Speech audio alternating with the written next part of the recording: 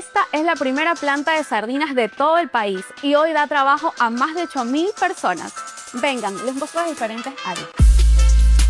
Bienvenidos, aquí recibimos a quienes hacen que NIRSA se mueva: fundaciones, proveedores, clientes y autoridades. Aquí es donde las papas queman, donde se toman las decisiones más importantes, las que marcan el rumbo del grupo y luego toman forma en cada área. Aquí elegimos el mejor talento, creamos procesos de selección, capacitación y desarrollo para que cada persona alcance su máximo potencial.